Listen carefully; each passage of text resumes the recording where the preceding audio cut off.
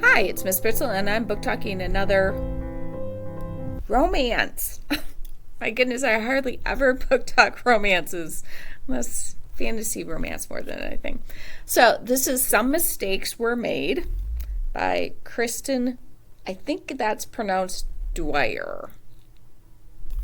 Okay, like Dwyer.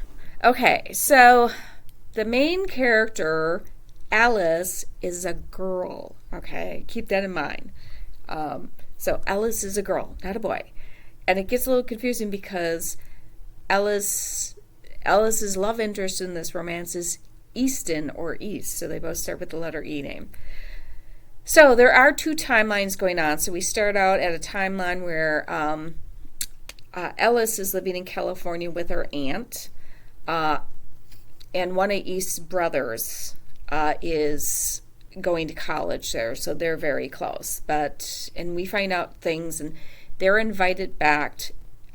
He is going back to his hometown for his mother's 50th birthday, and she's been invited back, and they've paid for a plane ticket and everything, and so certain things like make her feel obligated, like she has to go back. But there's some heartbreak here. Because, like I said, it's just between timelines. So then we start to learn, like, when Alice, because I think the first shift is back to when Alice is 11 years old. And Alice is just finishing high school now. So we've got like a 7-year gap that the timeline's going through. So Alice is growing up in the same town as Easton and his family. Alice's comes from a very different background. Her mother is very neglectful. There's often not enough food in the house. Her father is in and out of jail.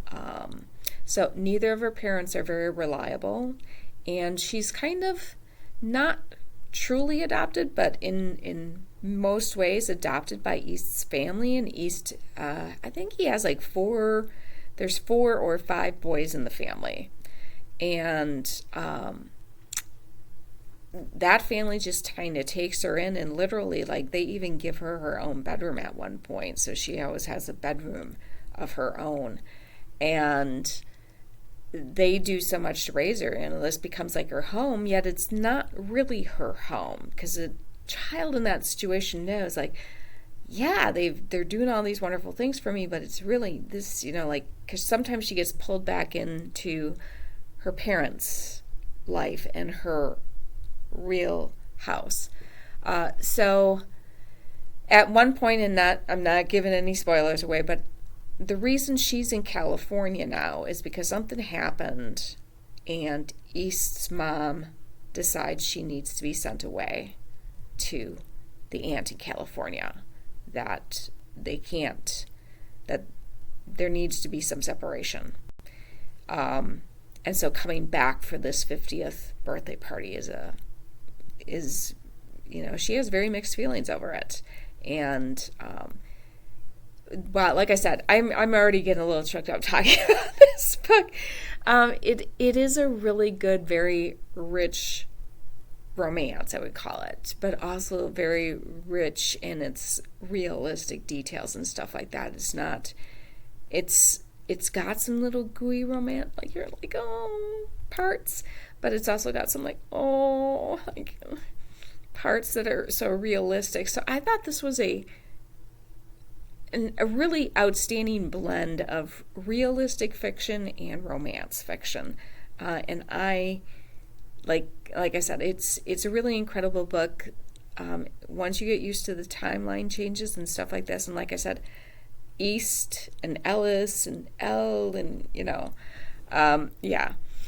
I wish the author would have gone with some a little bit different names. I just thought it was really, really good. What else can I say? So come in and check this one out. This came in right before Christmas, so nobody's checked it out yet. Come in and check it out. It's awesome.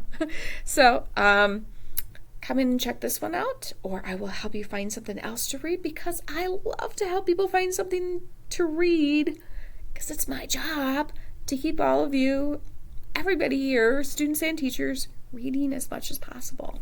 So have a fantastic day and come on in and visit me.